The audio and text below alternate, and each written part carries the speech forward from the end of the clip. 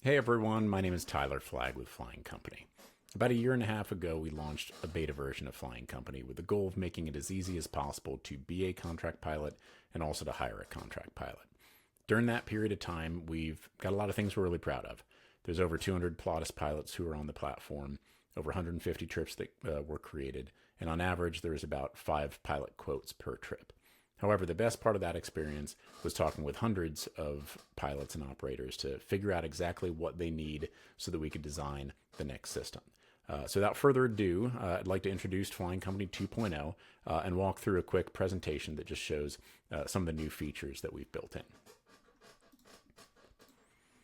So to start things off, the first thing that you do as an operator is you now build an aircraft. So whether you're a aircraft owner, a owner operator, or you have a fleet of a dozen aircraft, you build them in the system because this way it makes onboarding a new contract pilot very easy.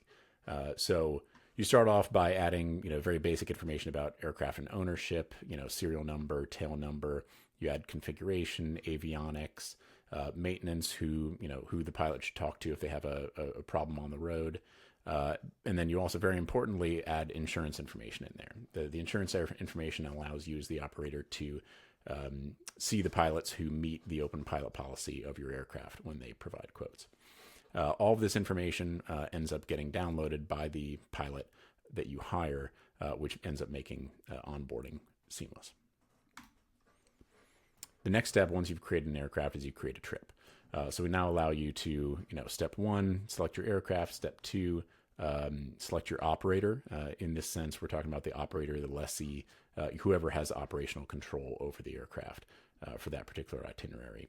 That's obviously something that you always want your pilots to know whether or not they're contract or not. Then you can determine what the crew type needed is, whether it's PIC part of a crew, PIC single pilot, SIC, or the entire crew. Next, you can create a detailed multi-leg, multi-day itinerary. This gives pilots not only just a good idea of what the trip is actually going to be and whether or not they can support it, but it also helps them when they come around to providing a quote for their services. Speaking of quotes, the next thing that the pilots do is when they see that trip need gets created, then go into the system and can provide a pilot quote. So the old version of the website was pretty basic in terms of, it asked for your flying day rate and your travel day rate. But now pilots can go in and add estimated air travel expenses, ground travel, hotel, and other expenses.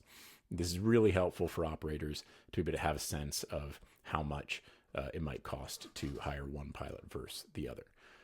No one's holding you to these numbers, but it is really helpful for operators just for their own kind of accounting and planning purposes.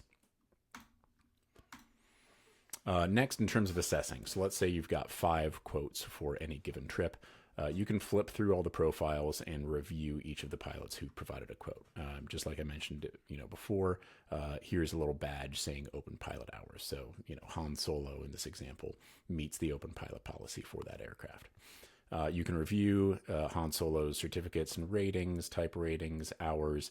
You can also hit this download PHF button, and it spits out a nice pilot history form that you can then send on to your insurance broker for an extra set of eyes to review. So if you get 5 quotes, you can always send them 5 PHFs and have them give you the thumbs up on who you should hire.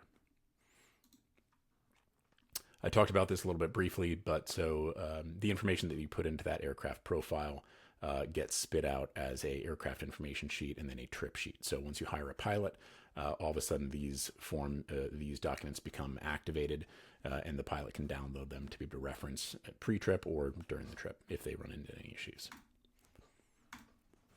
As far as payment, we've tried to make it as easy as humanly possible. So we've got an integration with Stripe. Once you decide on the pilot to hire, you get to see what charges are due upon hiring that pilot. So the way that we have it set up is a 1-day deposit that goes right to the pilot in order to kind of confirm them for the trip, but also to help them float expenses that they might not otherwise want to be able to or be able to afford to float for airline tickets or hotels. You get to select a payment method for this trip. You get to sign an industry standard pilot services agreement, which you can then download and at that point, you hire them.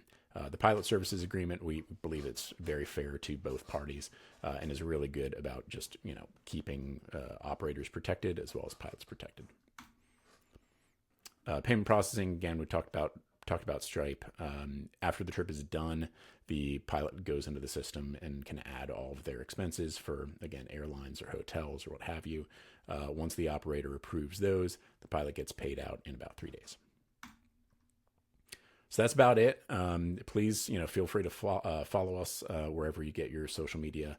And if you have any questions, by all means, reach out, Tyler@flyingcompany.com. And I look forward to talking to you. Bye-bye.